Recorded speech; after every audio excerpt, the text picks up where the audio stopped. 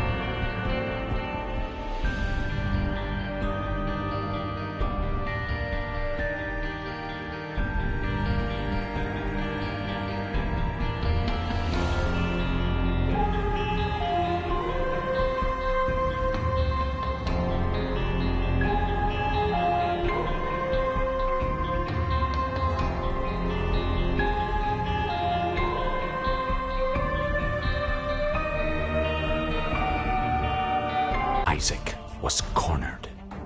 His mother, fueled with the desire to serve her God, was bearing down on Isaac. "I will do as I am told, my lord. I love you above all else," Isaac's mother repeated to herself. This was the end of the line for Isaac. His mother was far too strong for him. But just as he accepted his fate, God intervened, sending an angel down from above to stop his mother's hand. And just like that, it was over.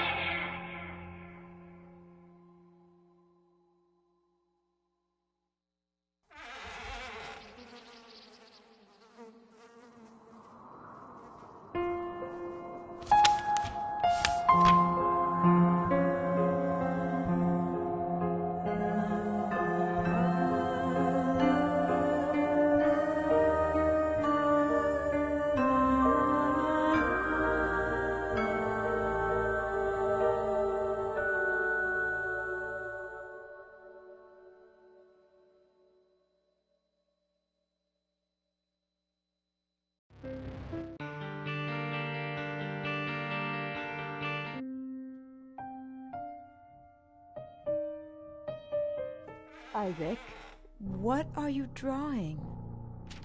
Isaac, let me see it.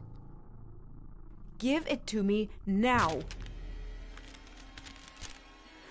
This is what you think of me? This is what I am to you? A monster? No, Mom, After all I've done for you, this is how you view me? You think I'm a monster, Isaac? I'll show you a monster! No, please!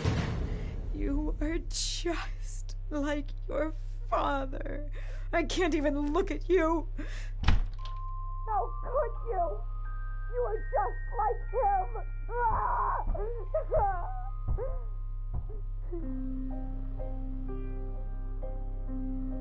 Our Father who art in heaven, hallowed be thy name. Thy kingdom come, thy will be done on earth as it is in heaven.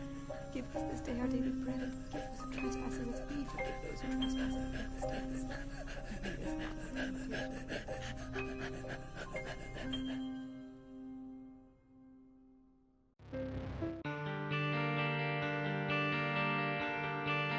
Then suddenly, the sky above cracked open, and a white beam of light reached down into the earth, smiting the mother of harlots asunder, and setting the blood lake to a boil. As the beast descended down into the lake of fire, Isaac ascended towards the crack in the sky, and as he flew he could see echoes of his past before him. He saw his mother mourning the loss of her son. He saw his father leaving them without turning to say goodbye. He saw his mother sleeping and his father taking money from her purse. He heard the late-night fights they had that kept him up at night, and the guilt he felt for what he believed he was causing. He felt the pain in his stomach during those sleepless nights, and saw his shadow in the closet waiting for him. As he rose, he felt his fears drop from his body. His shame, his worry, pulled from his being. As he became lighter, his ascent became faster. He saw his one true companion alive and well. He saw his mother and father together again, holding each other. He felt his mother kissing him on the head after he had said his prayers, and the comfort in knowing someone was watching over him. He saw his own birth, and the faces of his parents filled with joy and optimism. And then he saw nothing. Are you sure this is how you want this story to end, Isaac? You're the one writing it. It doesn't have to end this way. Here, how about we tell it a different way? Maybe a happy ending? Okay, Daddy. Good. Are you getting sleepy yet? Yeah. Okay, so Isaac and his parents lived in a small house on the top